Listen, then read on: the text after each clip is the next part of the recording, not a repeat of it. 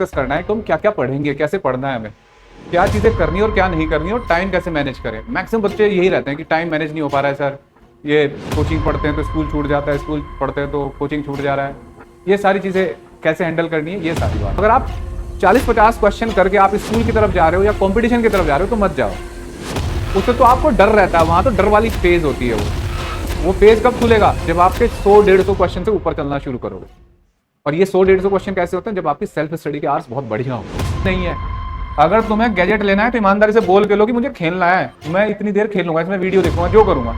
तो यहाँ 30 मिनट तुम्हारे गैजेट के और 30 मिनट में तुम्हारा खाना। स्टडी अगर नहीं है तो दुनिया का कोई कोचिंग, कितने कोचिंगों में कितने लाख बच्चे जाते हैं, कितने मेरे पास आते हैं, कितने सेलेक्ट होंगे? वो सेल्फ स्टडी जब करेंगे तब सेलेक्ट होंगे। अगर टीचर ने आपको 3 घंटे मैंने पढ़ाया, अगर मैंने 1 घंटे 15 मिनट की क्लास ली है ना, तो आपका इसमें 3 गुना एफर्ट होना चाहिए, 3 टाइम्स। अगर आप इतना नहीं करते हो तो कोई फायदा नहीं है पढ़ाने वढ़ाने। केवल आप देख रहे हो हाँ भाई अच्छा पढ़ा रहा है ये, चलो भाई ठीक है, इस समझ में आ गया। उस समझ का कोई काम नहीं आएगा, एग्जाम में आप एक सवाल नहीं बना पाओगे। तो इसका मतलब है कि जितना पढ़ाया उसका 3 गुना आपको एफर्ट देना है, 3 गुना उसकी सेल्फ स्टडी होनी है। अब कैसे होनी है ये भी कोशिश करूंगा आपको समझाने की। हेलो बच्चों और रिस्पेक्टेड पेरेंट्स, उम्मीद करता हूँ मेरी आवाज़ आ रही होगी आप तक। जैसे हमने क्लास 12th का जब बैच शुरू करा था तो उसका ओरिएंटेशन हो गया था। 11th का अभी हमने आज ही कर रहे हैं और कुछ चीज़ें कॉमन होती है। जैसे मैंने कुछ 12th के स्टूडेंट्स को भी बुलाया हुआ है। कुछ चीज़ें कॉमन है कि जो दोनों ही बच्चे फॉलो कर सकते हैं, जैसे टाइम टेबल, क्या चीज़ पढ़नी है क्या नहीं पढ़ना है, वो सारी चीज़ें कॉमन है। थोड़ा सा डिफरेंस है, वो उसको डिस्कस कर ही लेंगे। देखो जो भी हमारे कोचिंग में आए हुए हैं या कहीं भी पढ़ रहे हैं तो अपना एक टारगेट होगा आपका कोई। उसको अचीव करने में 3-4 चीज़ें हैं जिनको मैं बारे में बताऊंगा, क्या क्या करना चाहिए, कैसे जो बच्चा 10th से अब 11th में आया है, अगर अपने स्कूल का टॉपर है, कैसे वो खिसक के 0 पे चला जाएगा, और कैसे एक जीरो बच्चा है और वो हीरो बन सकता है अपनी क्लास का, और कैसे एक बच्चा एवरेज से ऊपर जाता है और कैसे एक बच्चा एवरेज है तो एवरेज ही रह जाता है। तो जो मेरा 20-21 साल का अनुभव है आपको पढ़ा के, बच्चों को देख के, उनके साथ रह के, वो सारा इस आज डिस्कस कर रहा हूँ। कैसे आपको पूरे साल पढ़ना है, क्या तहजीब फॉलो करनी है, क्या डिसिप्लिन होना चाहिए, क्या नियम रहेंगे, वो सारी बात आज आप सीख लो। हर चीज़ का सोल्यूशन जो आपके सामने 1 साल में आएंगी चीज़ें, कैसी कैसी प्रॉब्लम आप फेस करोगे, वो सारी इस वीडियो में मैं आपको इस लिंक में बता रहा हूँ। तो शुरुआत करते हैं। जो आज हमें डिस्कस करना है कि हम क्या क्या पढ़ेंगे, कैसे पढ़ना है, हमें क्या चीज़ें करनी और क्या नहीं करनी और टाइम कैसे मैनेज करें। मैक्सिमम बच्चे यही रहते हैं कि टाइम मैनेज नहीं हो पा रहा है सर, ये कोचिंग पढ़ते हैं तो स्कूल छूट जाता है, स्कूल पढ़ते हैं तो कोचिंग छूट जा रहा है। ये सारी चीज़ें कैसे हैंडल करनी है, ये सारी बात, ठीक है। ज़्यादातर बच्चे 11th वाले हैं जो आज मैंने बुलाए हैं। अब ध्यान से देखो बच्चों और समझो बात को। जब आप 10th के बाद आए हो तो 10th तक सीबीएसई का जो करिकुलम था बहुत हल्का करिकुलम था। उस करिकुलम में ज़्यादातर चीज़ें वो थी कि आप अगर 2-3 महीने भी ढंग से पढ़ लेते तो आप अच्छे स्कोर करके आए, आप 80s में ही रहते थे। अब जब 11वीं से शुरुआत होती है तो 11वीं में जितनी किताबें आपने 10वीं में पढ़ी थी, पूरे 4 चैप्टर मिला के एक चैप्टर की शुरुआत भी नहीं होती उससे। और टाइम इंटरवल ये है कि आप 3-4 महीने पहले आप 10th पढ़ रहे थे, अचानक से आपको 11th पढ़ना पड़ रहा है। तो ऐसा कोई टाइम तो मिला नहीं आपको 2-3 साल की आपका ब्रेन उतना डेवलप हो। इसका मतलब एकदम आपके ऊपर ये चीजें आने वाली है। अब ऐसा ये भी नहीं है कि आप ऐसे बच्चे आए हो जिनको ये ऐसा करना पड़ रहा है। जो आपसे पहले आए थे वो भी इसी को फॉलो कर रहे हैं और जो आपके बाद आएंगे लगभग वो भी इसी को फॉलो करेंगे। अब कहने को जैसे ये फिजिक्स की 2 किताब है, एनसीईआरटी है, ठीक है। कहने को 2 किताब है ऐसे, फिजिक्स की 2 बायो की होंगी, 2 केमिस्ट्री की होंगी, 2 मैथ्स की, ऐसे किताबें हैं। कहने को ये किताब है, लेकिन अगर आप ध्यान से देखो तो इन किताबों में आपका फ्यूचर समाया हुआ है। आपका करियर कैसा बनेगा, आपका समाज में रुतबा कैसा होगा, आपकी गाड़ी कैसी होगी, आपका घर कैसा होगा, आपकी शादी कैसी होगी, ये सारी बातें ये 2-3 किताब मिलकर बताएंगे।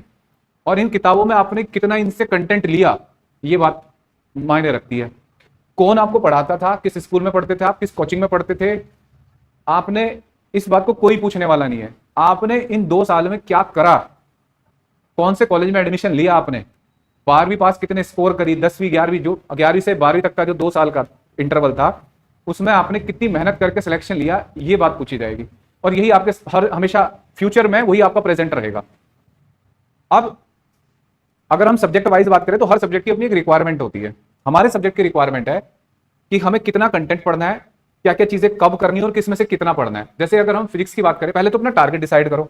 जैसे कुछ बच्चे ऐसे हैं जो केवल स्कूलिंग पे फोकस करेंगे, स्कूलिंग है भाई हमारा, ऐसे बच्चे होंगे कि हमें स्कूल करना है बढ़िया से और फिर हम कंपटीशन करेंगे, तैयारी करेंगे, या जो भी अपना टारगेट है। तो हमारे पास ऐसे बच्चे भी हैं जो स्कूलिंग वाले हैं, ऐसे भी बच्चे हैं जो कंपटीशन की प्रिपरेशन कर रहे हैं, जो अभी से नीट जेईई की तैयारी कर रहे हैं। तो सबका अपना एक टारगेट है। अब टारगेट के लिए क्या क्या चीजें करनी है और क्या कॉमन है और क्या हमें पढ़ना है। सबसे पहले हमें चीजें देखनी है कि स्कूल ये हो गया स्कूलिंग और ये हो गया कंपटीशन। कितना अंतर है? ये जो पार्ट है ना ये वाला, ये सबके लिए सेम होता है। अगर आपको ये नहीं आता तो इसमें भी कुछ नहीं होना। फिर इसमें क्या क्या करना है आपको, आपकी टेक्स्ट बुक होगी, ये 12th 11 सबके लिए सेम है भैया। आपके पास आपकी टेक्स्ट बुक है, एनसीईआरटी है, एनसीईआरटी से आपको रीडिंग करनी होती है और प्रैक्टिस करनी होती है। यहाँ एकदम सवाल आता है कि सर अगर हम रीडिंग और प्रैक्टिस हमें एनसीईआरटी से करनी तो हम ट्यूशन कोचिंग में क्यों जाए, है ना। अगर मैं भी अनाड़ी सा टीचर हूँ, 4-5 साल मैंने पढ़ाया हो, तो मैं भी शायद एक बार ये बोलूंगा जो मैं पढ़ा रहा हूँ वही वही फिजिक्स है। नहीं बेटा, जो हम पढ़ाते हैं वो सब्जेक्ट है, लेकिन आज की तारीख में आपका एक स्किल बनना जरूरी है। अब रटने वाला समाज चला गया कि मैंने आपको कोई चीज करा दी और आपने रट ली। अब आपने कंसेप्ट यहां पढ़े, क्लास में आए, सीखे, और उसके बाद आपने एनसीईआरटी की रीडिंग करी, चाहे क्लास में करी हमारे साथ, चाहे घर पे बैठ के करी। आपका एक स्किल बनेगा जिससे आप किसी नई चीज के साथ आप नई चीज को हैंडल कर सकते हो एग्जाम में। जैसे बहुत सारे कॉम्पिटेंसी बेस्ड क्वेश्चन हो गए स्कूल में, नया पैरा आता है। कुछ बच्चे ऐसे हो जाते हैं, इतने वीक होते हैं कि वो कोचिंग में या ट्यूशन में टीचर से तो पढ़ रहे हैं, टीचर ने पढ़ा दिया, क्योंकि हमारा काम होता है आसान करके चीजों को बताना, तो हम हर मुश्किल चीज को आपको आसान करके दिखाते हैं। लेकिन एग्जाम में तो वो अपने ही लैंग्वेज में आएगी ना, अपनी टर्मिनोलॉजी के साथ आएगी। वहां अगर आपका रीडिंग स्किल अच्छा नहीं है तो आप क्वेश्चन का आंसर नहीं दे पाओगे। और वही क्वेश्चन जब तुम क्लास के बाद अपने एग्जाम के बाद अपने टीचर के पास लेके जाओगे, वो तुम्हें बताएगा ऐसे करना था, फिर अरे ये तो हो जाता। तो कहां कमी रहती है? रहती है अपने स्टडी स्किल की, कि आपको क्वेश्चन पढ़ के आंसर देना नहीं आता। वो चीज मेरा अपना तजुर्बा है कि जब तक बच्चा एनसीईआरटी जैसी टेक्स्ट बुक का रीडिंग नहीं करेगा, टेक्स्ट बुक की, तब तक उसका स्किल नहीं बनेगा। तो आपको अपनी एनसीईआरटी की रीडिंग की हैबिट ऐसी डालनी है कि कोई आपको पढ़ा रहा है, आपका ट्यूशन में है, आपने ट्यूशन ज्वाइन कर रखा है, नहीं कर रखा है, आपको कोचिंग है, स्कूल में टीचर है, नहीं, हमें कोई मतलब नहीं, हर सब्जेक्ट में आपकी एनसीईआरटी की रीडिंग होनी चाहिए, और कम से कम 2 बार, और उसके क्वेश्चन करने होने चाहिए। जो आपको लगे ना एनसीईआरटी में कि ये तो बेकार है, वही तुम्हारी कमजोरी बन जाएगा, इसलिए उसको अच्छे से तैयार करना है, ठीक है। दूसरा, क्लास नोट्स। आप अगर यहां पढ़ रहे हैं तो क्लास के नोट्स आपके बहुत अच्छे से तैयार रहने चाहिए। अधिकतर बच्चे जो ऑनलाइन पढ़ रहे हैं, मैं आपको आगाह कर देता हूं, ऑनलाइन वाला बच्चा स्क्रीनशॉट लेना शुरू कर देता है, कुछ चीजें मिस करना शुरू कर देता है। अगर आपके नोट्स पूरे नहीं है तो आप उतना ज्यादा सफर करोगे कि आपका जो टारगेट है ना, उसके सीधे, जैसे होता है ना सांप सीढ़ी का खेल, कि आप 100 पॉइंट पे जाके 98 पे अगर आपको सांप के ऊपर मुंह पे आ गए तो नीचे गिरोगे। तो नोट्स आपके इतने वेल प्रिपेयर मेंटेन होने चाहिए, बहुत जबरदस्त तरीके। और नोट्स बनाते वक्त मैंने कई बार बताया आपको, खुले खुले लिखो क्लास में। हर चैप्टर के बीच में जब भी नया चैप्टर शुरू होता है 4 से 5 पेज छोड़ दो, ताकि जब भी कुछ आप 1 साल तक कोई नई चीज पढ़ोगे उसमें आप लिखते जाओ। जब आपका एग्जाम का टाइम आएगा तो जो भी इंपॉर्टेंट टॉपिक है पूरे चैप्टर के, उन 2 पेज पे लिख लोगे और 2 पेज ही रिवाइज करने हैं। तो नोट्स आपके प्रॉपर होने चाहिए। अगर आपने नोट्स नहीं बनाए किसी भी सब्जेक्ट में तो भैया आप गलती में हो, और आप मेहनत करने के बाद भी आप किसी का एवरेज बच्चा आपके पैरेलल में आपसे ज्यादा आगे चला जाएगा। अगर आपके पास नोट्स नहीं है तो एवरेज बच्चा भी आपसे बेटर परफॉर्म कर जाएगा, आपसे कम पढ़ने वाला भी। तो आपके नोट्स आपके ताकत है, ये हथियार है आपके। अगर नोट्स नहीं है तो कुछ नहीं है। वर्कशीट मिलती है आपको, वर्कशीट प्रैक्टिस करनी है भाई। दूसरा, हमने एक फिंगर टिप्स बुक दे रखी है आपको। फिंगर टिप्स का काम है उसको स्टडी नहीं करना, उसकी रीडिंग नहीं करनी उस बुक किताब की। उसमें कंटेंट डाल रखे हमने, फॉर्मूला वो कुछ नहीं देखने आपको केवल उसके क्वेश्चन करने हैं, एनसीईआरटी बेस्ड ऑब्जेक्टिव क्वेश्चन। वो क्वेश्चन आपको यहां से इस किताब से करने। दूसरी बातें होती है जैसे स्कूल का कंटेंट। आपके टीचर जो पढ़ा रहे हैं आपको स्कूल में, भाई पढ़ा तो रहे हैं ना, वो भी अच्छे टीचर मानना है। जैसे कुछ बच्चों में गलतफहमी हो जाती है कि अब ये हर सब्जेक्ट के लिए, बेटा मैं अनबायस्ड सलाह दे रहा हूँ आपको। कुछ बच्चे बिल्कुल ट्यूशन डिपेंडेंट हो जाते हैं और स्कूल में बैठ के सो रहे होते हैं। वो बेटा हर टीचर के पास कुछ ना कुछ होता है सिखाने के लिए आपको। स्कूल में भी आप ज्यादातर चीजें सीखो। ज्यादातर स्कूल में क्या होता है, सिलेबस तेज चल रहा होता है। अगर आप स्कूल में भी फोकस करोगे ना तो आपका एक ब्रेन पहले से खुला होगा कि ये चीज मुझे समझ में नहीं आई, तो ट्यूशन में जब मुझे टीचर पढ़ा रहा होगा तो मैं टीचर से पूछूंगा सर ये टॉपिक मुझे जल्दी से बढ़िया से बताओ, क्योंकि मुझे स्कूल में क्वेश्चन नहीं हुए थे। तो स्कूल में आपको बैठ के क्लास में सोना नहीं है, भले ही कितना बोरिंग आपको लग रहा है लेक्चर, टीचर पढ़ा रहा है, आपको सीखने की कोशिश करनी है। उसके जो कंटेंट होता है, ज्यादातर स्कूल का टीचर वही क्वेश्चन कराने की कोशिश करता है जो ज्यादातर एग्जाम में रखता है। तो वो कंटेंट जो है वो आपको तैयार करना है। उसमें मदद हमारी होती है कि अगर आप स्कूल में आपके टीचर ने कराया, आपसे नहीं हो रहा क्वेश्चन, तो लेके आओ और उनको सीखो हमसे, ठीक है। रही बात, जब भी आप कोई चैप्टर तैयार करते हो तो आपको मॉक टेस्ट की तैयारी करनी होती है। PYQs, previous year question. जैसे अब आपके जुलाई में एग्जाम होने जा रहे हैं, लगभग हर स्कूल के टेस्ट पेपर हमारे पास रखे हैं। आप टेस्ट पेपर, आपका पेपर है सर, मेरा पेपर है, मेरे स्कूल का टेस्ट मिल जाएगा क्या? मैं पूरी, ज्यादातर है मेरे पास यहाँ के स्कूलों के टेस्ट, तो वो आपको टेस्ट मिल जाएंगे, उनको प्रैक्टिस कर लो, ठीक है। ये आपका कंटेंट होना चाहिए जो स्कूल में बच्चे ट्यूशन क्लासेस में है। इतना करने के बाद उनको किसी दूसरी चीज की जरूरत नहीं है। अच्छा, कुछ बच्चे ये अप्रोच रखते हैं साइंस के सब्जेक्ट में कि जो टीचर पढ़ा रहा है वही सवाल पेपर में मिले। इसका मतलब आप, ये साइंस स्टूडेंट की प्रॉपर्टी नहीं होती। ये कुछ ऐसा है जैसे हिस्ट्री का सब्जेक्ट है, मान लो आप अकबर के बारे में पढ़ के गए और आपसे बीरबल पूछ लिया तो आप आंसर नहीं दे पाओगे। सही बात है भाई, आप तो अकबर के बारे में पढ़ के गए तो बीरबल का आंसर कैसे दे? तो बीरबल के बारे में आपको क्या पता। लेकिन साइंस चलता है कंसेप्ट पे और प्रैक्टिस पे। साइंस आपका कंसेप्ट पढ़ लिया, आपकी प्रैक्टिस हो गई बहुत सारे क्वेश्चन की, तो अगर कोई नया क्वेश्चन भी आया तो कंसेप्ट तो वही रहेगा ना। तो ये एक्सक्यूज देना कि ये वाला सवाल तो मैंने वहां ट्यूशन में नहीं करा था ना, ट्यूशन में ज्यादातर टीचर जिनसे भी आप पढ़ रहे हो, मुझसे पढ़ रहे हो, आपके स्कूल से 10 20 गुना 40 गुना सवाल कर देता है। लेकिन अगर एक सवाल पे आप ऐसी एक्सक्यूज लेके बैठोगे, ये पूरे साल तक की बातें हैं जो आज मैं आपको बता रहा हूं कि ये वाला नहीं करा था, तो इसका मतलब आप साइंस पढ़ने का हकदार नहीं हो, आपको पता ही नहीं है। फिर आप रटने के चाहते, आप चाहते हो कि ट्यूशन में एक ऐसी चीज मिल जाए कि यहां लिखी और वहां जाके लिख दिया। साइंस का स्टूडेंट ऐसा नहीं हो सकता। अगर आज वो ऐसा कर भी रहा है तो आगे उसका फ्यूचर खराब है। तो आपको कंसेप्ट इतने क्लियर होने चाहिए कि कोई सवाल बनाए, आपके खुद के सवाल बनने चाहिए कि सर मुझसे ये सवाल मैंने बनाया कि देखो ये चीज आपने पढ़ाई थी, अगर इसमें ऐसा कर दिया जाए तो क्या होगा। तो आपके थिंकिंग लेवल इस तरीके का होना चाहिए अगर आपने साइंस लिया तो। और मुझे नहीं लगता कोई भी किसी भी पेरेंट को, जैसे मैं अधिकतर सब पेरेंट को जानता हूं यहाँ इस ग्रुप में, किसी के भी पेरेंट ने जबरदस्ती साइंस नहीं दिला रखी। आपका इंटरेस्ट है इसलिए आपने साइंस ली है, ठीक है। अब ये तो आपका कंटेंट है, ये बेसिक्स होता है। जिस बच्चे को इतना आता है वो कभी मार नहीं खाता, ठीक है। वो आगे भी कंपटीशन की भली तैयारी नहीं कर रहा, अगर उसने इतना कर रखा है मेरे सब्जेक्ट में, मैं गारंटी देता हूं कि उसको कोई टेंशन नहीं आएगी। ये है कंपटीशन वाला। कंपटीशन में क्या है, कंपटीशन में एक्स्ट्रा हम जो कर रहे हैं, हमारी बुकलेट है वो, उनको अपनी गीता कुरान बना लिया हमने, भैया मुझसे एक्स्ट्रा कुछ नहीं करेंगे। क्योंकि जो ज्यादातर बच्चे क्या करते हैं, दुनिया भर की किताबें रख ली और करा कुछ नहीं है। तो एक चीज पे जितनी बार बेटर प्रैक्टिस करोगे ना, वो आपके काम आनी है। आप वो जैसे आपको सिखाया जाता है कि एक हथियार पे 1000 बार आपने प्रैक्टिस कर रखी है, वो काम आएगा, ना कि 1000 हथियारों पे आपने 2 2 4 4 बार प्रैक्टिस कर रखी है। तो इस पे हमने इस स्टडी मटेरियल को प्रैक्टिस करेंगे, इसमें PYQs हर तरीके के क्वेश्चन। ये हमारा कंटेंट है कि हमें इतना, तुम अगर कोचिंग में आए हो मेरे, तो इतनी उम्मीद करके आना कि ये कराया जाएगा, और इसी से रैंक आती है, इसी से सिलेक्शन होते हैं। इतना ही मैंने हर साल कराया, जिसमें टॉपर भी हुए और जिसमें फेल भी हुए हैं। फेल होने वाला भी यही करने की कोशिश करता है और टॉपर भी यही करने की कोशिश करता है। अब आपको अपनी कैरेक्टरिस्टिक, अपनी अपनी कैटेगरी डिसाइड करनी है कि कौन सी कैटेगरी में आप जाओगे। आगे आते हैं, ये था कंटेंट। अब ज्यादातर चीजें जो होती हैं बच्चों के साथ प्रॉब्लम, वो चीजें समझ लो बेटा। पहले ज्यादातर जो मैंने बच्चे देखे हैं 20 21 साल में, कि जो पढ़ने वाले बच्चे होते हैं, उनकी कैरेक्टरिस्टिक और जो अच्छा कर रहे हैं, उनके अंदर कुछ हैबिट्स होती हैं जो दूसरे बच्चों से ना डिफरेंट बनाती है। और ये हैबिट ऐसी नहीं है कि ये बनाई नहीं जा सकती, पनपती नहीं है, ये पनपती है। जैसे मैं अपने एग्जांपल ले लेता हूं कि मैं अपनी टाइम पे एवरेज स्टूडेंट था, नहीं तो इतनी हैबिट मेरी अच्छी, लेकिन आज आते आते आते आते मैंने प्रैक्टिस करके समझ समझ के चीजों को अपनी हैबिट सुधार ली कुछ चीजों में। ऐसे में यहाँ की बात करता हूँ, क्वालिटीज हैं, हैबिट्स हैं। सबसे पहले रेगुलर होना एक हैबिट है। बहुत सारे बच्चे ऐसे कोचिंगों में आते हैं, और बड़े बड़े कोचिंगों में आते हैं, छोटे कोचिंगों में आते हैं, रेगुलरिटी बिल्कुल नहीं रखते, माँ बाप का पैसा ठिकाने लगवा देते हैं और कुछ आउटपुट नहीं लेके आते। सबसे पहले तो किसी भी सेशन की जो शुरुआत होती है, जैसे अब शुरू हो रहा है लगभग, अब कुछ बच्चे अब एडमिशन ले रहे हैं, कुछ बाद में लेंगे। रेगुलरिटी, अगर आप शुरू के किसी भी चैप्टर के, अब चैप्टर 1.5 2 घंटे की क्लास होती है ज्यादातर कोचिंग में, 1.25 घंटे की, आपने चैप्टर की बिगिनिंग खराब कर ली तो कैसे चैप्टर आ जाएगा भाई आपको। आपकी रेगुलरिटी सबसे बड़ा हथियार है आपका। ऐसा भी बच्चा होगा जो पूरे साल रेगुलर रहा, लेकिन एवरेज बच्चा था, उसका आउटपुट उस बच्चे से ज्यादा अच्छा आएगा जो इरेगुलर रहता है। इरेगुलर रहने की बहुत सारी वजह हो सकती है। घुमक्कड़ जिज्ञासा, घुमक्कड़ जिज्ञासा आप समझते हो, घूमने फिरने वाला बच्चा, आज मैं वहां जाऊंगा, आज मुझे बर्थडे मनाना है, आज दोस्तों के यहाँ जाना है। कुछ प्रॉब्लम भी होती है, बीमार पड़ जाए बच्चा, ये सब। ये रेगुलरिटी अगर खराब करोगे आप, तो सब्जेक्ट स्पॉइल होने के चांस रहते हैं। तो आपको रेगुलर रहना है। आपकी जिम्मेदारी, जैसे हम यहाँ क्लास में रूल लिख रखे हैं, आप पढ़ते हो कभी नहीं पढ़ते हो, रेगुलरिटी में आपकी एक ऐसी हैबिट भी होनी चाहिए। अगर आप नहीं आ रहे हो, किसी दिन कोई प्रॉब्लम हुई, तो आप टीचर को मैसेज करो, मुझे मैसेज करो कि सर आज मैं आऊंगा नहीं। उससे मुझे पता लगेगा कि इसका सिंसेरिटी लेवल क्या है। अगर आपने मैसेज ही नहीं करा, इसका मतलब मैं खुद समझ रहा हूं कि भैया बस बच्चा आ रहा है, माँ बाप का पैसा ठिकाने लगाने आया है, तो लगा रहा है बस। एक पॉइंट बन जाता है कि बच्चा सिंसेरिटी दिखाया कि सर मैं आज नहीं आ पाऊंगा। मेरे दिमाग में रहेगा कि इस बच्चे का छुटा है कुछ, मैं इसको आज नहीं तो कल किसी क्लास में इसका बैकअप करा के इसको करा दूंगा। रेगुलरिटी सबसे इंपॉर्टेंट। रेगुलरिटी में टाइम पे भी आना। कुछ बच्चे बैचेस में आते हैं 5 मिनट लेट, 10 मिनट लेट। बेटा जब कोई भी टॉपिक शुरू होता है ना, तो शुरुआत के 5 7 मिनट बहुत जरूरी होते हैं। वो बातें होती हैं जब टीचर लिंक करता है चीजों को कि देखो आज हम इस चीज को देखते हैं, तो ऐसे वो इंट्रोडक्शन जो होता है वो बहुत कीमती होता है। अब तुमने इंट्रोडक्शन खो दिया टॉपिक का और तुम बाद में आगे बैठे क्लास में, तो कुछ भी नहीं, तुम्हारा 1 घंटा बेकार हो गया हो। तो इंट्रोडक्शन बहुत मायने रखता है। तो रेगुलरिटी और टाइम पे आना, पंक्चुअलिटी जिसको बोलते हैं, वो जरूरी है।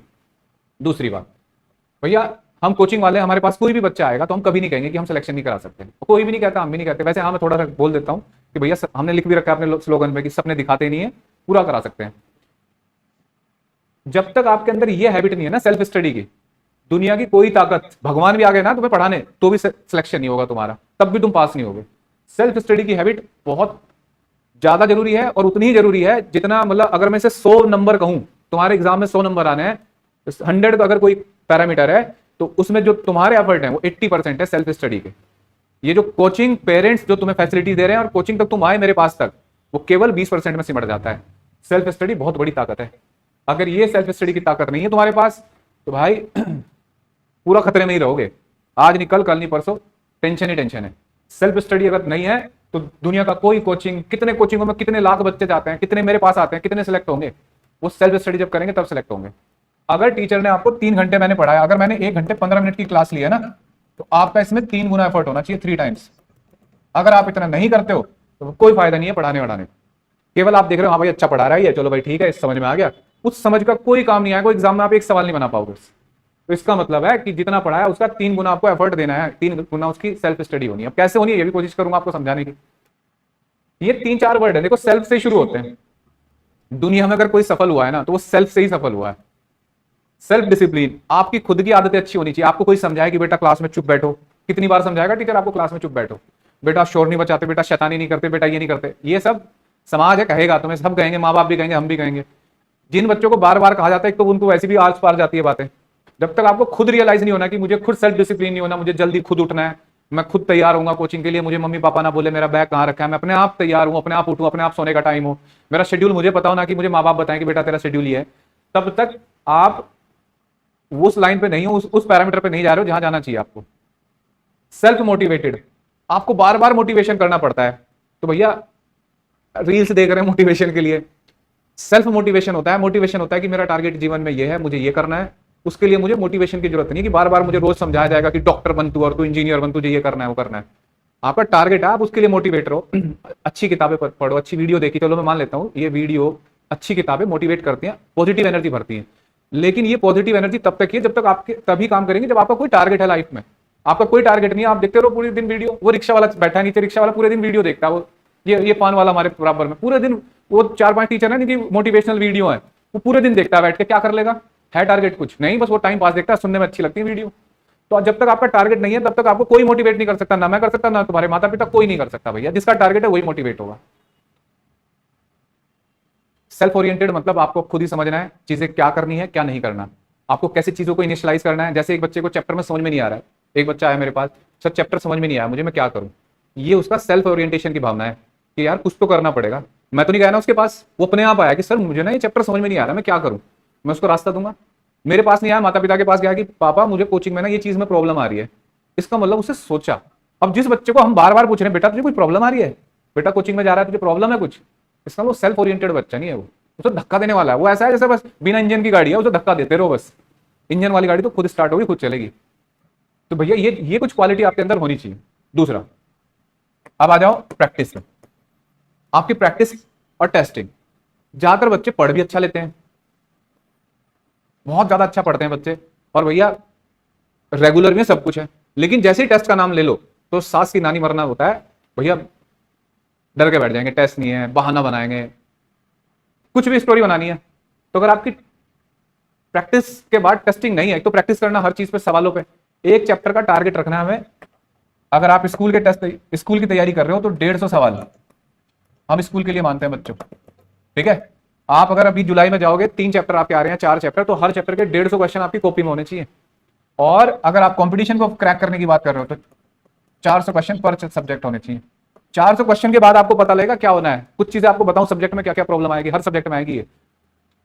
जैसे आप चैप्टर शुरू करते हो तो आपने 10th में देखा था कि 10th में आपको पढ़ाया जाता था, जैसे बहुत सारे बच्चे ना अपने एकेडमिक को 10th से कंपेयर करते हैं, सबसे बड़ी भूल करते हैं ये। 10th की पढ़ाई 9 10th की पढ़ाई का 11th की पढ़ाई से बिल्कुल अलग बात है। 10th में आपको चीजों को ऐसे बताया, जैसे एक सामने मेरे ट्रक बस खड़ी है ये यहाँ इधर सड़क पे, तो मैं दिखा दूं देखो बच्चों ये बस होती है, इसमें 4 पहिए हैं और ये इंजन है और ऐसे ड्राइवर स्टार्ट करता है। ये 11th की पढ़ाई ऐसे है कि इंजन को खोल के रख दिया, अब कहा बेटा जोड़ के दिखाओ इसको, समझ में आया बात। तुम्हारे सामने फुल स्पीड पे इंजन खोला गया, मशीनों ने फटाफट तोड़ के रख दिया, कहा से जोड़ो, बिल्कुल अलग हो गई ना बात। तो 10th की पढ़ाई से बहुत सारे बच्चे ऐसे, 10th में मैं ऐसे करता था, मैडम ऐसे पढ़ाती थी, मैं ऐसे फटाफट आंसर दे देता था, वो टाइम था, उसको यहां मत लेके आओ। यहां आप जहां से वहां खत्म होती थी बात, उस लेवल तक तो शुरुआत नहीं हो पाती सब्जेक्ट की। इसका मतलब है जब आपको मैंने कहा 400 क्वेश्चन का टारगेट है, 400 में आप जब 25 से 30 सवाल करोगे तो आप हर सब्जेक्ट सवाल पे अटकोगे। हर सवाल आपको टेढ़ा मेढ़ा मिलता है, आप देख रहे हो आप क्लास में टेढ़ा मेढ़ा सवाल आता है। वो 25-30 सवाल आपका बहुत ज्यादा टाइम लेते हैं। जब अगले 25-30 सवाल करोगे आप, फिर टाइम थोड़ा कम होना शुरू हो जाता है, थोड़ी हैबिट बढ़ेगी आपकी। जब आप 50 से 100 के बीच में चल रहे होते हैं तब आपको पता लगता है अच्छा मुझसे होने लगे सवाल। 100 से 150 की रेंज में जब जाते हो तो स्कूल के सवाल आपके लॉजिक खुल जाते हैं, कितना स्कूल में अच्छा करना शुरू कर दोगे आप, 80-90 अबव %। लेकिन कंपटीशन का जब सवाल आता है तो आप जब 300 के पार जाते हो तब आपको फ्रेम आना शुरू होता है, अच्छा इस सवाल में ऐसे करना है, इस सवाल को ऐसे हैंडल करना है, इसको ऐसे। अदरवाइज अगर आप 40-50 क्वेश्चन करके आप स्कूल की तरफ जा रहे हो या कंपटीशन की तरफ जा रहे हो तो मत जाओ। उससे तो आपको डर रहता है, वहां तो डर वाली फेज होती है। वो फेज कब खुलेगा? जब आपके 100-150 क्वेश्चन से ऊपर चलना शुरू करोगे। और ये 100-150 क्वेश्चन कैसे होते हैं? जब आपकी सेल्फ स्टडी के आवर्स बहुत बढ़िया हो। अब भैया रिवीजन की बात कर लो। जैसे मैं कई कई बार एग्जांपल दे चुका आपको कि एक बंदर को सेब के बगीचे में छोड़ दो, वो बंदर सेब ऐसे तोड़ता है, ऐसे रखता जाता है, ऐसे तोड़ता है, ऐसे रखता जाता है। आखिरी पेड़ जब तोड़ रहा होता है ना फल, वो उसको ऐसा लगता है पूरा बगीचा तोड़ चुका मैं, लेकिन सेब एक ही बचती है उसके पास। ये जो रिवीजन वाला पार्ट है ना, इस रिवीजन के दो तरीके होते हैं। एक तो आपका टीचर डिसाइड करता है कि कैसे रिवीजन कराना है, वो रिवीजन प्लानिंग के साथ चलता है। वो रिवीजन होता है जैसे मान लो मैं पढ़ा रहा हूं तुम्हें, मुझे पता है कि यार 3 पेपर चैप्टर आ रहे हैं कि 3 चैप्टर का रिवीजन कराना है। अब एक दिन मैं बुलाऊंगा, संडे को इनको रिवाइज करा दूंगा पहला चैप्टर, अगले मंडे को करा दूंगा ये चैप्टर, वो करता ऐसे, ये रिवीजन होता है। एक मेरे पास प्लान होगा कि भाई मैं टेस्ट के थ्रू आपको रिवीजन कराने की कोशिश करूंगा कि अब देखो 3 टेस्ट आ रहे हैं, 3 चैप्टर, तो 3 का कंबाइंड करके एक टेस्ट लेता हूं, इस बहाने रिवाइज करके आएंगे। अब इसमें कितनी ईमानदारी आपकी तरफ से ये आपको देखनी पड़ेगी। कुछ बच्चे बस्ता लेके आ जाते हैं, चलो सर टेस्ट है आज, तो भैया ऐसे थोड़ी होगा टेस्ट। तो जैसे मैंने कर रखा है इलाज की, टेस्ट से पहले भी प्री टेस्ट ले लेता हूं तुम्हारा। एक टेस्ट होता है बच्चों अपने थ्रू, एक रिवीजन जो होता है वो होता है अपने थ्रू। ये तो हमारा कोचिंग का काम है, स्कूल का काम है रिवीजन करा रहे हो तुम्हें। एक होता है अपने थ्रू, अपनी हैबिट बनाना। जैसे आपने 7 दिन आपके पास है, तो 7 दिन में से आपको पता है कि यार मेरा पूरा चैप्टर चल रहा है। जब भी आज चैप्टर में मैंने 3 क्लास ले चुका चैप्टर में, आज चौथी क्लास है, तो पहले 3 चैप्टर की मैं जल्दी जल्दी, जब भी मैं चौथी क्लास का कंटेंट पढ़ने जाऊंगा, पहले 3 को भी पढ़ के आऊंगा मैं फटाफट फटाफट, तब चौथी क्लास को पढ़ूंगा मैं। जब भी घर पे आप पढ़ने जाओगे 4th क्लास का कंटेंट, तो आपको पहली 3 क्लास का भी पढ़ना है, तभी तो उसे लिंक कर पाओगे इस चीज को। तो ये रिवीजन, और ये रिवीजन जैसे आप, ये तो चैप्टर चल रहा है, अच्छा पिछले चैप्टर का रिवीजन कैसे करूं? तो संडे या सैटरडे का कोई दिन बनाओगे जिसमें आप रिवीजन उसका करोगे। तो रिवीजन का प्लानिंग आपके पास भी एक होनी चाहिए जिससे आप सेल्फ रिवीजन करोगे। कोचिंग टीचर की प्लानिंग होती है पूरे ग्रुप के साथ, आपके अपने साथ रहनी है प्लानिंग। जब आप पढ़ने बैठते हो सेल्फ स्टडी में कि मेरे 3 चैप्टर हो चुके, तो 3 चैप्टर में एक चैप्टर रिवाइज कर लूं। मान लो आपको ऐसे नहीं हो रहा है कि रिवीजन, चलो आपको ऐसे लगता है बोरिंग लगता है बार बार रिवाइज करना, तो टेस्ट करो। हमारे ऐप के ऊपर से एनसीईआरटी बेस्ड टेस्ट है। आपको कहा सर आप मुझे ना ये चैप्टर का टेस्ट करना है 15 मिनट का, तो 15-15 मिनट के टेस्ट है, 0 level test, NCERT level test, जाके ऐप पे टेस्ट कर लो। वहां से नहीं करना तो यहाँ पे बुक रखी है, छोटे छोटे क्वेश्चन बना रखे हैं हमने पेपर, वो कर लो, या खुद पे घर पे कर लो टेस्ट। टेस्टिंग के थ्रू भी आप रिवीजन कर सकते हो, ठीक है। एक और बात होती है बच्चों, जो मतलब मैं इसको सबसे इंपॉर्टेंट मानता हूं, और आपके पेरेंट्स भी सबसे ज्यादा इंपॉर्टेंट आपके लिए, हमारे लिए, आपके लिए, आपके पेरेंट्स के लिए आपकी हेल्थ सबसे बड़ी होनी चाहिए, और है। अब हेल्थ में 2 चीजें होती हैं बेटा, एक तो आपकी फिजिकल हेल्थ और एक मेंटल हेल्थ। फिजिकल हेल्थ अच्छा खाओ, घर का खाओ, घर का बना हुआ खाना खाओ, थोड़ी एक्सरसाइज वगैरह करो, ये सब है ना। बैठते हो तो बैठ के, जैसे आप 40 मिनट का बैठ के पढ़ रहे हो, 40 मिनट के बाद आप बैठे बैठे थक गए, तो 5 मिनट ऐसे किताब पकड़ी, ऐसे रिवीजन करो। बहुत सारे तरीके हो सकते हैं अगर आप अपनी हेल्थ के बारे में सोचोगे तो, ठीक है, क्योंकि बैठने से भी हेल्थ खराब होती है। दूसरा है मेंटल हेल्थ। बेटा मेंटल हेल्थ चीजें ठीक होती है, देखो जैसे मेरा अपना तजुर्बा है कि जो कम पढ़ने वाले बच्चे होते हैं ना, जो रेगुलरिटी नहीं है, पढ़ाई पर ध्यान नहीं देते, वो ज्यादा मेंटल स्ट्रेस में रहते हैं। जो पढ़ने वाला बच्चा है ना, उसको स्ट्रेस कम होता है। क्यों? क्योंकि वो लगातार अपने काम में लगा हुआ है। जितने भी तुम्हारे आसपास काम हो रहे हैं, घर में खाना बन रहा है, किचन में खाना बन रहा है, अगर उस बात का स्ट्रेस लिया जाए कि खाना कैसे बना है, तो किसी को नहीं मिलना खाना। खाना बन रहा है, प्रोसेस है। ऐसी जो पढ़ाई है ना, इसको एक प्रोसेस की तरह मानो कि प्रोसेस है, चलना है। अगर इसके बारे में सोचो अब तो मुझे पढ़ना पड़ेगा, अब तो मुझे, तो वो स्ट्रेस इकट्ठा होता है। जैसे अभी एक बच्चे का मैं फोन देख रहा था, बच्चा मुझे अभी अभी की बात है, शायद अभी मैं नाम नहीं बताऊंगा उस बच्चे का, उसमें लिखा हुआ था, उसने लिखा था लाइफ इज ए स्ट्रगल। भैया तुम्हारी उम्र में लाइफ स्ट्रगल नहीं है, तुम्हारी उम्र में लाइफ स्ट्रगल नहीं, स्ट्रगल है हमारी लाइफ में, पेरेंट्स की लाइफ में। तुम्हें क्या मेहनत करनी है, मेहनत को स्ट्रगल थोड़ा ही माना जाता है। स्ट्रगल है जब 10 चीजें चल रही होती हैं कि ये नहीं हुआ तो ये होगा, इसकी ईएमआई जानी, इसका घर जाना, इसका ये 10 चीजें। तुम्हारी लाइफ स्ट्रगल नहीं है, स्ट्रगल बन जाएगी अगर अभी स्ट्रगल मानोगे इसको। तुम्हारी लाइफ है मेहनत करने का टाइम तुम्हारा, मेहनत करो, जम के 10-10 12-12 घंटे की पढ़ाई करो। तो ये ऐसे नेगेटिव थॉट जो होते हैं ना कि स्ट्रगल है, कुछ नहीं है स्ट्रगल, तुम्हें सारी फैसिलिटी मिली हुई है, सारे कोचिंग मिले हुए, सारे पेरेंट्स तुम्हें बढ़िया टीचर दिला दिए, स्कूल तुम्हारे अच्छे ही है। हमारे जमाने के स्कूल में तो स्कूल में एक ही मास्टर होता था पूरे स्कूल में, तुम्हें सारी फैसिलिटी मिली है, तो ये स्ट्रगल वाला वर्ड तो हटा दो, तुम्हें मेहनत करनी है। अभी मेहनत करोगे तो ज्यादा अच्छा है। अच्छा मेंटल हेल्थ में और भी चीजें होती हैं भैया। मेंटल हेल्थ में तुम्हारे आसपास भी कुछ दोस्त हैं तुम्हारे, जो तुम्हारे दिमाग में फतूर भर रहे हैं, कबाड़ भर रहे हैं, उनसे दूर रह के अपने परिवार में बैठ के डेली आधा घंटा बिताओगे तो मेंटल फिटनेस बढ़िया रहेगी। समझ में बात? तो अपने माँ बाप के साथ 15 मिनट 10 मिनट बैठो, उनके साथ रहो, फैमिली में टाइम बिताओ, आड़ कबाड़ दोस्तों के साथ छोड़ दो उनका पीछा, नहीं तो मेंटल फिजिकल हेल्थ सब खराब है, ठीक है। आ जाओ बच्चों, अब आते हैं जो जरूरी बात थी हमें। हाँ एक चीज, एक बात बताता हूं, ये बात रह गई बेटा, ये नोट भी करते रहना। देखो ये पूरे साल नहीं बताई जाती, क्योंकि साल भर हमारे पास स्ट्रेस रहता है सिलेबस का। तुम्हारे तुम्हें याद रखने वाली बात है, क्या क्या चीजें नहीं करनी। एक तो ज्यादा किताबें इकट्ठी मत कर लेना कि दीदी ने वो किताब पढ़ी थी वो भी पढ़ूंगा, भैया ने वो बताई, मामा के लड़के ने वो बताई, एक दूसरे कोचिंग वाले टीचर है ना। जो किताब रख ली जिस टीचर ने, जिससे आप पढ़ रहे हो उसमें बिलीव करना शुरू करो, जिससे भी पढ़ रहे हो जिस सब्जेक्ट को, उसने जो किताब बता दी वो करो। सारी किताब वही है, सबने एक दूसरे की चोरी करके लिखा हुआ है, कोई स्टैंडर्ड बुक जो भी पढ़ोगे सब में एक जैसा मिलेगा। तो ज्यादा किताबें इकट्ठी नहीं करनी, इरेगुलर नहीं रहना, रिवीजन को स्किप नहीं करना, टेस्ट को स्किप नहीं करना। और ये बहाने नहीं बनाने जो मैंने लिखे हैं, स्ट्रेस और थक गया मैं। इस उम्र में बच्चा थक नहीं सकता बच्चों, अगर बीमार ना हो तो थकने का नाम ये बूढ़ों के लिए होता है, हमारी उम्र के लिए भी शायद ना हो। हमारी उम्र में भी हम मेहनत करते हैं, तो तुम्हारे लिए थकान वर्ड नहीं होना चाहिए कि मैं थक गया, मैं ट्यूशन में जाऊंगा, मैं स्कूल से आया हूं ना, कोई थकान वकान नहीं होती। दूसरा, ये सराउंडिंग को बहुत ध्यान दो। इस सराउंडिंग में होते हैं तुम्हारे दोस्त जो बेवजह है तुम्हारे जीवन में, गैजेट्स और ये सोशल मीडिया। इस पे लिमिट लगाओ, गैजेट्स पे लिमिट लगाओ, और सोशल मीडिया पे जो तुमने ट्विटर और ये जो इंस्टाग्राम है इनको बंद करो। एक जो सबसे बड़ी प्रॉब्लम होती है, जब पढ़ाई करोगे तो सॉल्यूशन और सोल्ड एग्जांपल मत करने आपको। आपसे क्वेश्चन नहीं हो रहे तो टीचर के पास लेके जाओ, टीचर को फीस दे रहे हो आप, आपके माता पिता फीस भर रहे हैं, तो सोल्ड एग्जांपल नहीं पढ़ने। अगर आप सोल्ड एग्जांपल पढ़ पढ़ के पढ़ाई कर रहे हो तो भैया फॉर्मेलिटी कर रहे हो, एक सवाल भी काम नहीं आएगा। 100 सोल्ड एग्जांपल करके जाओ एग्जाम में, एक सवाल काम नहीं आएगा। 10 अनसोल्ड करके आ जाओगे ना, तो शायद उसमें से 2-3 काम आएंगे, तुम्हारे स्किल बेहतर बनेगा। तो अनसोल्ड क्वेश्चन नहीं कर, सोल्ड क्वेश्चन नहीं करने, अनसोल्ड करने। अब सोल्ड कहां से करते हो आप? इंटरनेट से, यूट्यूब से, ये सब सोल्यूशन बुक लेट जहां से भी उठा लेते हो सोल्यूशन, ये बंद कर देने। अब देखो, अब इनका, अब भैया तुम टाइम कैसे मैनेज कर सकते हो दिन भर का, ये बता देता हूँ। आज थोड़ा सा सेशन लंबा जा रहा है, लेकिन बेटा ये रोज रोज नहीं बता सकते। आज 1 जुलाई, कल 1 जुलाई थी, कैसे दिन को मैनेज करना है। देखो, टाइम मैनेजमेंट बड़ा तगड़ा सा वर्ड आता है, लेकिन मेरा मानना है कि टाइम मैनेज करने का सबसे बड़ा हथियार है टाइम की बर्बादी रोक दो। किसी भी चीज को मैनेज करना है, पानी को संभालना है तो पानी का वेस्टेज बंद कर दो, पानी अपने आप संभल गया। तो टाइम बर्बाद करना ही टाइम मैनेजमेंट कहलाता है मेरे अकॉर्डिंग। अब ज्यादा नहीं आता मुझे, तो आपके डेली लाइफ का टाइम कैसे वेस्ट होता है एक बच्चे का, वो सारी चीजें बता देता हूँ कैसे आपको प्लान करना चाहिए। हम शुरुआत करते हैं बच्चों आपके स्कूल के आने से, टाइम से, जब आप घर पे आते हो। स्कूल टू होम, मान लो आप 2 बजे घर आए, ठीक है। एक रेगुलर शेड्यूल होता है बच्चे का, सबसे पहले आते ही बैग जाता है इधर, और भैया वो उठा लेते हैं फोन। पहले तो आधा घंटा 1 घंटा फोन में बीत सकता है।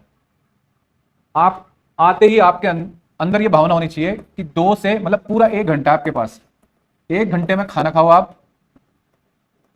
और खाने में बताऊं आपको, जो बच्चे इस उम्र में 2-3 रोटियों खा रहे हैं, भाई खतरा हो जाएगा। 2-3 रोटियां खाने वाला बच्चा इतिहास नहीं लिखता। ये रोटियां बढ़ाओ, अपनी 5-5, 6-6 रोटियां खाओ, और अपनी डाइट बढ़ाओ, और जम के खाओ दोपहर को खाना, और लंच करने का और एक पावर नैप लेने का टाइम है ये 1 घंटा बीत हो जाना चाहिए इसमें। 20 मिनट में खाना बताया जाता है, लोग बताते हैं कि 20 मिनट में खाना खा लेना चाहिए, और खाना खाते ही, बर्तन हटते ही भाई साहब लेट जाओ, और 20 से 30 मिनट पड़े रहो बस। कोई अब, लेकिन इसमें बार बार तुम्हारा फोन आएगा, तुम्हें फोन देखता हूं मैं बच्चों को, फोन छूना नहीं है। ये तुम्हारा रिलैक्सेशन टाइम है, 1 घंटा। कोई बच्चा यहाँ 1 बजे आता है, कोई 2 बजे आता है, कोई 3 बजे आता है। 2 बजे आए, 1 घंटा तुम्हारा, 3 बजे भी आए तो 1 घंटा तुम्हारा है, ठीक है। अब इसके बाद क्या होता है? पावर नैप का मतलब ये नहीं होता कि तुम्हें मम्मी पापा ढूंढ ढूंढ के उठाएं कि भाई कहां पर आए, उठ जा उठ जा, ये तुम्हें उठना है, ठीक। अब इसके बाद आता है कोचिंग। अब डिपेंड करता है भैया तुम्हारा एकदम कोचिंग है या टाइम है। तो अगर तुम्हारा टाइम है अभी कोचिंग का, किताब लेके बैठ जाओ। अगर 1 घंटा है तो 1 घंटे की सेल्फ स्टडी करो, यहाँ 1 घंटे का काम करो। और सबसे इस घंटे में कौन सा काम करना चाहिए जो तुम्हें लग रहा है कि सबसे ज्यादा इमरजेंसी वाली पोजीशन में, जिस होमवर्क में, चाहे वो स्कूल के टीचर का है, चाहे जहां का तुम्हें लग रहा है कि यार ये सबसे इमरजेंसी है, जो पूरे दिन दिमाग घूमेगा, ये सबसे पहले इस काम को निपटाओ, ठीक है। दूसरी बात, अब कोचिंग में चले आए, मान लो मैं मान के चलता हूं कि एवरेज 2 से 3 घंटे एक बच्चा कोचिंग में बिताता है। मतलब एक दिन में एक कोचिंग करा, 3, ऐसा भी हो सकता है तुम में से कोई 3 से 4 घंटे वाला बच्चा भी होगा। यहां देखो, जैसे मान लो 3 बजे से 8 बजे तक कितने घंटे हुए बच्चों? 5 घंटे हुए, ठीक है। अगर आप 1 घंटा यहां बचा सकते हो, देखो क्या माना जाता है, जो बच्चा स्कूल के बाद कोचिंग जाता है डेली, उसकी सेल्फ स्टडी का टाइम अच्छा टाइम होता है 3.5 से 4 घंटे। अगर वो निकाल पा रहे हैं ना, तो बहुत बढ़िया टाइम है उसका एक दिन में। अब देखो, तो 5 घंटे हुए हैं, है ना, 3 से 8। अगर आपके इसमें 3 घंटे बीतते हैं तो इसका मतलब 2 घंटे आपके पास हैं जिसमें आप सेल्फ स्टडी कर सकते हो। अगर आपने 1 घंटा यहाँ निकाल लिया और 2 घंटे यहाँ, तो 3 घंटे आपके बन गए अभी। हो सकता है इसमें आपको कुछ बच्चों को ये नहीं मिलेगा ये टाइम, या यहाँ नहीं मिलेगा, इसमें अभी असमंजस है, कुछ को दोनों जगह मिल रहा है, कुछ को एक जगह यहाँ टाइम मिल सकता है, ठीक है। अब बच्चों आ जाओ 8 से 9 के टाइम में। ये टाइम जो होता है ना, ये है कीमती। इसमें क्या करना चाहिए आपको, 1 घंटे का टाइम है ये, इसमें आपको खाना खाना चाहिए। और आप कितना ही समझा लो आपको, आप 90% बच्चे मानते नहीं है, फोन पे जाएंगे लैपटॉप पे। यहां अपना 20 मिनट ले लो तुम, 20 से या 30 मिनट, जिसमें तुम्हें अपना ये गैजेट्स के साथ खेलना है भैया। और ये नोटंकी मत करना माँ बाप को ये बताने की कि मैं इसमें पढ़ रहा हूं। ऐसी कोई पढ़ाई नहीं है जो लैपटॉप पे हो रही है। अगर तुम्हें लेक्चर देखना तो पढ़ाई मानी जाएगी, वो तो क्लास हो रही है भाई। उसके बाद तुम उसे जो लेके बैठे हो उसमें कोई पढ़ाई नहीं है, तुम्हें शीट भेजी जा रही है, शीट का प्रिंट आउट निकलवा लो। जो ऑफलाइन वाले बच्चे हो तो उनको कागज पे दिए जाते हैं। तो ये शीट वीट के बहाने कि इसमें मेरा वो आया या कुछ भी नहीं है। अगर तुम्हें गैजेट लेना है तो ईमानदारी से बोल के लो कि मुझे खेलना है, मैं इतनी देर खेलूंगा, इसमें वीडियो देखूंगा, जो करूंगा। तो यहाँ 30 मिनट तुम्हारे गैजेट के और 30 मिनट में तुम्हारा खाना और तुम्हारा फैमिली टाइम, ठीक है। और भैया 9 बजे पढ़ने बैठ जाओ, 9 से 11:30 तक पढ़ो। कुछ बच्चे ऐसे होते हैं जो 9 बजे सो जाते हैं, जल्दी उठते हैं सुबह, यानी कि यहाँ 2.5 घंटे का टाइम हमने यहाँ निकाल लिया, ठीक है। और भाई अगर इनमें से स्लॉट निकलती है तो देखो 2 घंटे यहाँ और 1 घंटा यहाँ, तो 2.5 और ये कितने हो गए 3.5। देखना बच्चों, ये हो गए 5-6 घंटे, ठीक है। जो बहुत बढ़िया स्तर है। अगर ऐसा इतना टाइम मिल रहा है, मैंने क्या कर रखा था पिछले से पिछले साल, हम ना प्लान करते थे बच्चों का कि भैया एक बच्चा कितना, एक बैच बनाया था हमने, उसमें 10-12 बच्चे थे, तो एक एक बच्चे की स्टडी का हम वो रखते थे कि डिटेल की, भैया आज तुमने कितना पढ़ा, वो भर के लाता था बच्चा। तो जब हम एवरेज निकालते थे ना एक सब्जेक्ट का, तो अच्छे अच्छे बच्चों का भी एवरेज एक सब्जेक्ट में 40 मिनट 45 मिनट आता था। इसका मतलब जब उनको भी, मतलब जब वो खराब हालात में थे, अच्छे बच्चे थे लेकिन मैनेज नहीं कर रहे थे टाइम को, उस टाइम को इंप्रूव करते करते करते पर सब्जेक्ट पर डे का 1 घंटा 40 मिनट के आसपास आने लगा था। और ये बहुत बढ़िया टाइम है। ये देखो, यानी कि तुमने अगर 11:30 बजे तक भी पढ़े ना तुम, तो तुमने लगभग 5-6 घंटे बिता दिए। अब देखो, अब तुम्हारे पास टाइम है कि भाई तुम 11:30 बजे सो जाओ, देखो अच्छा शेड्यूल है। एक बात तो तुम समझ लेना, अगर तुम 8 घंटे की आदत है ना, 8 से 9 घंटे की, तो भैया तुम तो एवरेज जीवन जियोगे, तुम कोई बड़ा काम तो नहीं करने, भगवान ही मिरेकल करेगा तुम्हारे जीवन में आके। अगर 8 से 9 घंटे की नवाब वाली जिंदगी चाहिए, नवाब ही हो सकते हैं। अब हमारी उम्र में नहीं सोते हम, 6-6.5 घंटे हमारी नींद है। तो अगर बच्चा तुम्हारी उम्र में, तुम अपनी उम्र में, इसमें पढ़ने की उम्र में 8-8 घंटे सो रहे हो, तो भैया धोखा ही है ये, अपने आप को दे रहे हो। तो नींद होनी चाहिए 6 से 6.5 घंटे की, सफिशिएंट नींद होती है जिसमें तुम्हें आधे घंटे की वहां पावर नैप मिल गई, इतनी काफी होती है शरीर के लिए। बीमारी है तो अलग बात है, कोई तबीयत खराब है कुछ है। अब देखना बेटा, अगर कोई बच्चा 9 बजे सो जाता है तो उसको किस टाइम उठना चाहिए, 6-6.5 घंटे के हिसाब से 3:30 बजे। और जो बच्चा 11:30 बजे सो रहा है उसको उठना चाहिए 6 बजे या 5:30 बजे, इतना उठना चाहिए। अब उठने के बाद 6 से इस तरीके से उठना है कि उसको 1 घंटा बच्चों, 1 घंटा मेडिटेशन, फिजिकल एक्टिविटी, इस पे काम करना चाहिए। अब जैसे यहां मैनेज नहीं होता टाइम, तो आप स्कूल में जाते हो, आपका 0 पीरियड है, कुछ भी आप अपनी फिजिकल एक्टिविटी ऐसे रखो कि उस टाइम कोई खेल लो आप उसमें। दूसरा, टाइम मैनेजमेंट की बहुत तरीके होते हैं। जैसे आप स्कूल कैब से जा रहे हो, तो उस टाइम भी तो कोई सब्जेक्ट पढ़ सकते हो आप। अब वहां बैठ के बतियाने की जरूरत थोड़ी है। अब बैठ कर उस टाइम कोई ऐसी चीज पढ़ो जो हल्का सब्जेक्ट है, तो आप 40-45 मिनट वैसे निकाल लोगे। कोई खाली टाइम है आपका फिजिक्स में, मतलब स्कूल में कोई पीरियड चल रहा है, गेम पीरियड वगैरह, उसमें गेम खेल लिया। अगर कोई ऐसा ही टाइम है जिसका कोई यूटिलाइज नहीं है, तो उसमें बैठ के अपना कोचिंग का काम कर लिया। तो टाइम मैनेजमेंट के हिसाब से आप काफी आर निकाल पा रहे हो। देखो 6-6.5 घंटे, और अगर वैसे देखोगे तो आपके 2-2.5 घंटे एवरेज निकलते नहीं होंगे पूरे दिन से। जैसे मैं देखता हूँ कुछ बच्चे, जैसे आउटपुट तुम्हारे हैं टेस्ट में, जब रिजल्ट देखता हूँ, तो इसका मतलब है, अच्छा हाँ, इसमें 2-3 काम और करने होते हैं। जैसे कुछ बच्चों का सैटरडे ऑफ होता है। अब सैटरडे ऑफ है तो भैया उल्टे सीधे हिसाब चल रहे हैं, सो के उठ रहे हैं किस दिन, आज तो मेरा स्कूल ऑफ है, आज तो मेरी नींद पूरी करनी है। नींद कुछ नहीं होती कि पूरी करनी है, एक नया लॉजिक चला है बच्चों का, नींद पूरी करनी है। कौन सी नींद पूरी करनी भाई तुम्हें? नींद पूरी करनी है, सो के उठ रहे हैं 10 बजे, 11 बजे, 12 बजे। बच्चों जो तुम्हारा ऑफ हुआ ना संडे सैटरडे, और तुम्हें साइंस, मतलब ये बात है तुम्हें डॉक्टर बनना है, इंजीनियर बनना है, तुम्हें साइंस का स्टूडेंट कहलाना है और अच्छा करना है, तब की बात है। अगर तुम्हें नहीं कुछ करना तो सो आराम से, कोई दिक्कत नहीं बेटा, फीस भरते रहो। अब अगर तुम्हें सैटरडे संडे का दिन होता है, जब जब तुम्हें अपना जितना हफ्ते का बैकलॉग है, बहुत काम मिलता है, स्कूल से काम मिलता है, ये हम भी जानते हैं, ट्यूशन से काम मिल रहा है, तो उसकी भरपाई करनी है तुम्हें। उस दिन तुम्हें 10-12 घंटे करके वो पूरा पेंडिंग बैकलॉग जो है वो निपटा देना है। और वो कब निपटेगा? जब तुम सुबह जल्दी टाइम से उठोगे। अब तुम उठ रहे हो भाई साहब 12 बजे, तो आधा दिन तो तुम्हारा वैसे ही चला गया, तब नहीं पूरा होगा। कुछ बच्चे ऐसे हैं जो बहुत अच्छे हैं, और कुछ बच्चे ऐसे हैं जिनको मुझे समझाने की कोशिश कर रहा हूं मैं। तो हर तरीके के बच्चे, हर बच्चा मेरी बातों को अलग अलग वे से ले। तो इसका मतलब जो सैटरडे या संडे है ना, वो आपके बैकलॉग को पूरा करने की कोशिश है। जैसे स्कूल में कोई दिन आपको ऐसा मिलता है कि आज एकेडमिक अच्छा नहीं जाएगा स्कूल का, आज कुछ काम नहीं है, फंक्शन आ रहा है, कुछ आ रहा है, उस दिन स्कूल में ऑफ ले लो। वो ऑफ आपके जो आपको पूरे हफ्ते जो आपने देखा कि यार मेरे 2 घंटे नहीं निकाल पाया उस दिन में, मेरा पेंडिंग चल रहा है कोई सब्जेक्ट, उस दिन ऑफ में आप 12 से 13 घंटे की पढ़ाई करो।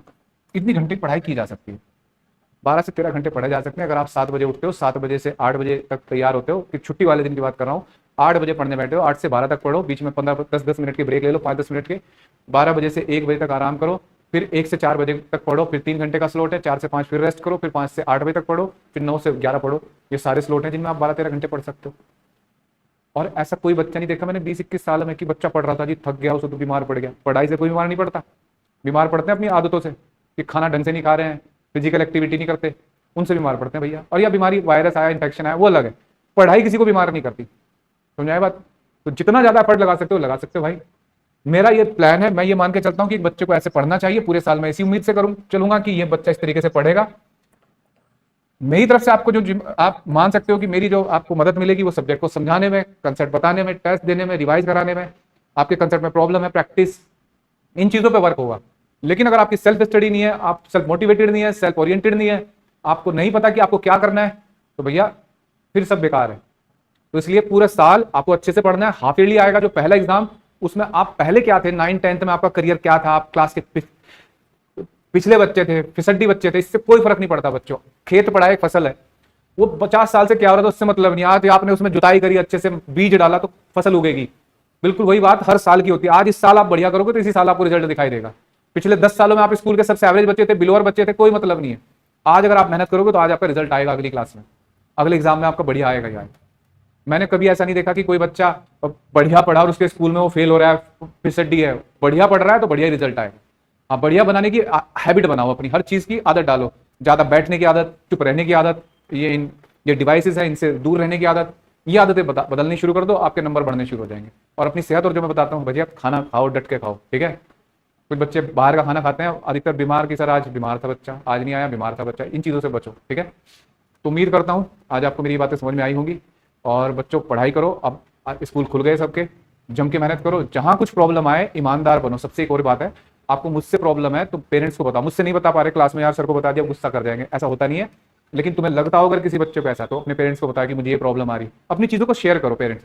दुनिया में 3 ही लोग हैं, मतलब 2 लोग हैं जो तुम्हारी मदद करने को तैयार है। एक तो माता पिता, वो तो बिना किसी लालच के तुम्हारी मदद करने को तैयार है। हम लालच इसलिए करते हैं कि हमारा कोचिंग तभी चलेगा जब आपका बेस्ट परफॉर्मेंस आएगा, लेकिन हम भी तुम्हारे फेवर में ही रहेंगे। और भैया बस तुम हो। तो ये 3 लोगों के आसपास ही घूमता है, एक सिलेक्शन, एक रिजल्ट। इसलिए इन तीनों में ईमानदार रहना आपको। कोई चीज आए, कोई प्रॉब्लम आ रही है, आपको ज्यादा पढ़ना, एक्स्ट्रा क्लास लेनी, आओ और पढ़ो, ठीक है। ये पूरे साल का रहेगा। आपको सब्जेक्ट नहीं आता, आप दब के बैठे हो क्लास में, मुझे सर ने पूछ लिया तो क्या होगा। भैया नहीं आता तभी तुम यहाँ आके फीस दे रहे हो हमें। आता तो क्यों आते तुम यहाँ?